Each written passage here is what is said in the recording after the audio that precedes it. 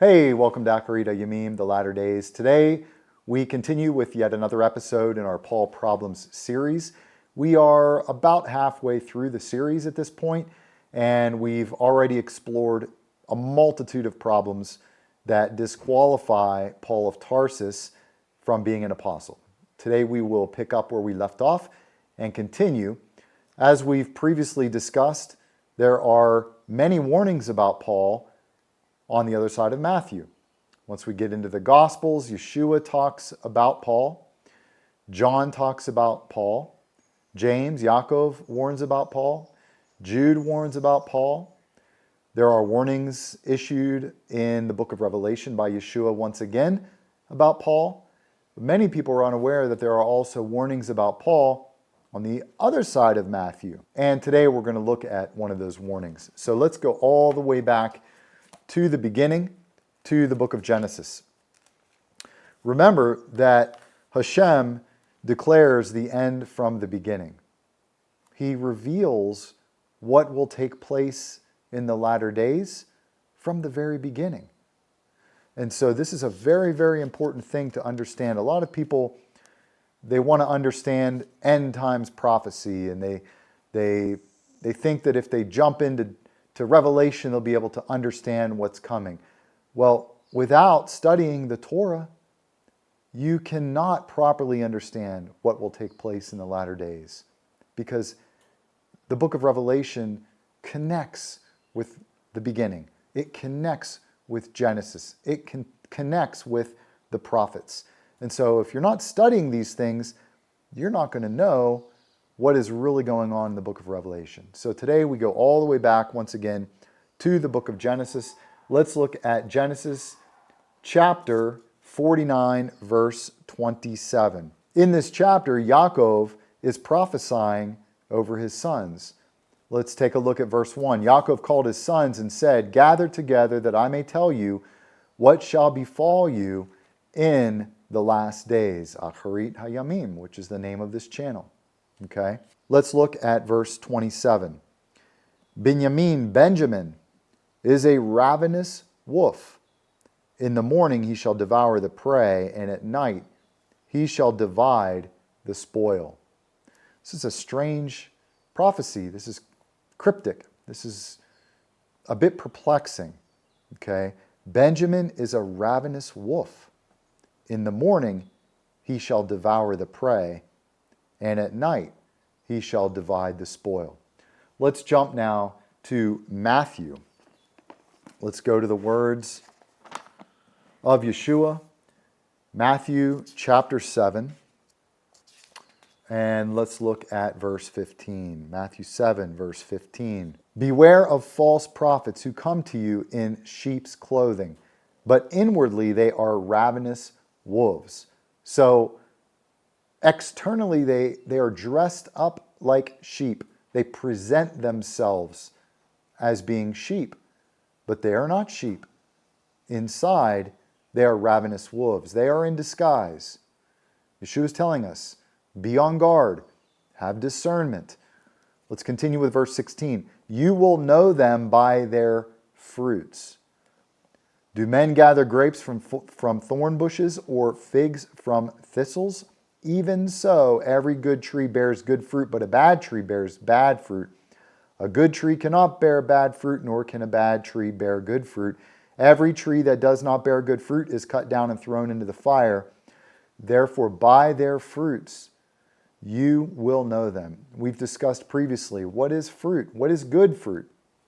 Good fruit is obedience to the Torah. Good fruit is keeping the commandments. So if someone comes along and they present themselves as being an apostle, a prophet, a teacher, whatever they're calling themselves, they're saying they're sent from Him, they're sent from God, they're sent from Yeshua, the Messiah, they're representatives of Him. They're putting on the garments of a sheep. They're acting as if, they're presenting themselves as if they were sheep. But the way that they actually behave is contrary to the Torah. In other words, they bear bad fruit instead of good fruit, you have your answer. You will see what they truly are by the fruit that they bear. Okay? This is very, very important. Now let's jump forward to chapter 10. We're still in Matthew. We're still looking at Yeshua's words. Matthew chapter 10, verse 16. Behold, Yeshua says, I send you out as sheep in the midst of wolves. Therefore, be wise as serpents, be discerning, okay, and harmless as doves. Very, very important. Yeshua is telling us we need to have discernment. We need to be on guard. People are going to come along in the days ahead, Yeshua is telling us, who are going to try to deceive you. They're going to put themselves out there as being sheep. They're like you, but inside they're not. Wolves seek to devour the herd. The goal of a wolf is to fill his belly. The goal of a wolf is to tear the sheep apart. Okay? Now let's jump into Paul. Let's take a look at Romans. Let's look at Romans chapter 11, verse 1. So remember, Yaakov prophesied over Benjamin. There's a specific prophecy that applies to the tribe of Benjamin. And it pertains to ravenous wolves. There's a connection with Benjamin and ravenous wolves. Hashem gave us that clue all the way back in the beginning in the book of Genesis. We have to connect the dots. What does it mean? Yeshua spoke over and over again, as we've just seen, about wolves. He used the same analogy. What is he talking about? What was Yaakov prophesying about? Romans 11, verse 1. This is Paul. I say then, has God cast away his people? Certainly not. For I also am an Israelite, of the seed of Abraham, of the tribe of Benjamin. Paul was of the tribe of Benjamin. Okay? Paul came in immediately after Yeshua was put to death, laid his life down, was resurrected and ascended to the Father. And then came Paul. Paul came onto the scene. He was not with the other apostles, or should I say, he was not with the apostles, because Paul, as we've seen, was not an apostle. He was not with them since the beginning, which was a qualification to be an apostle. Yeshua warned that if anyone comes to you prior to the time when he returns in the sky, in the clouds, with the sign of the Son of Man, a globally witnessed event that every eye will see. If someone comes along before that time and says, look, there's Mashiach, there's Messiah. I met him in the wilderness. I see him over there. He's in the private quarters. Which, as we've seen in previous videos, are all examples which were fulfilled with the account of Paul.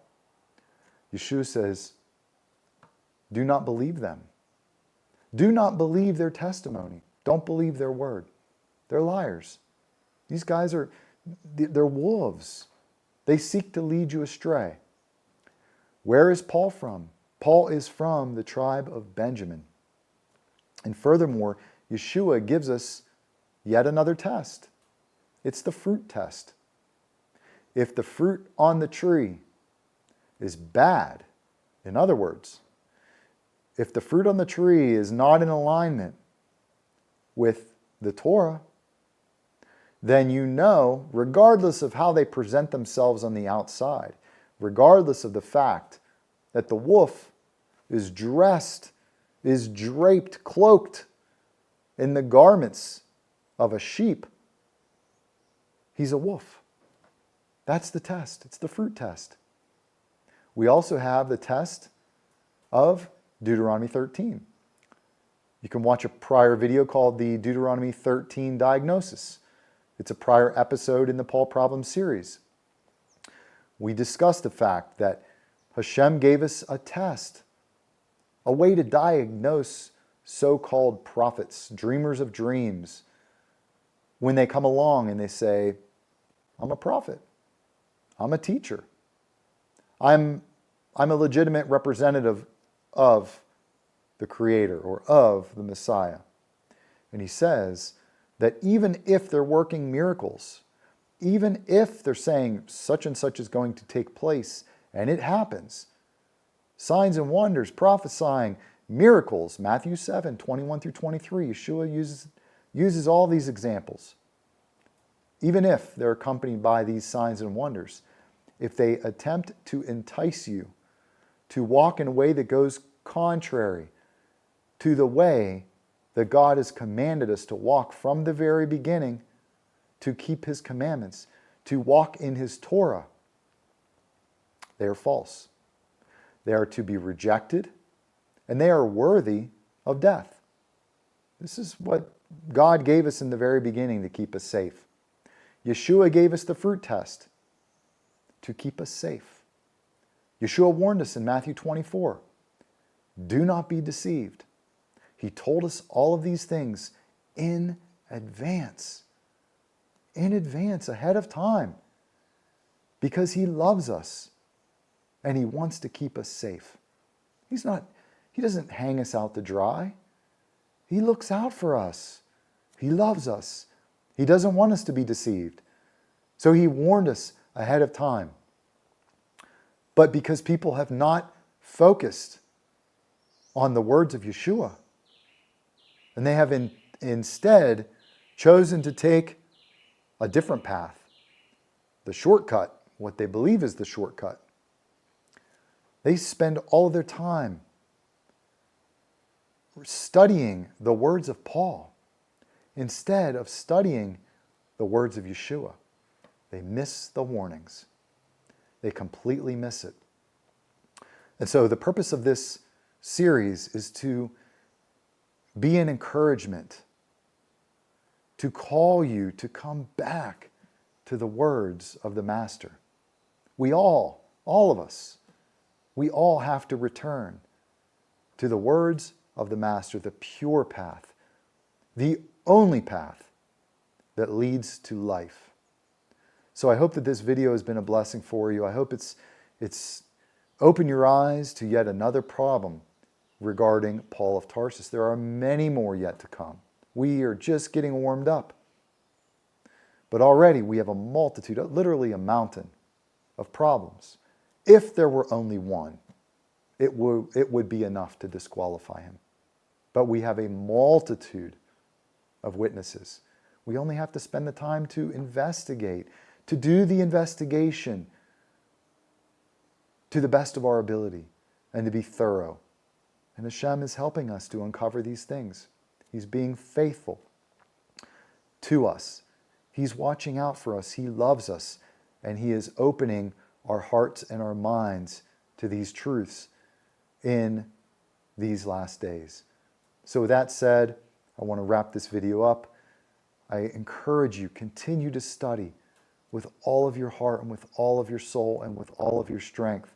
There are very, very important things that we have to understand that we don't yet know, and time is short. So continue to seek Him with all of your heart while He may still be found. Until next time, Shalom.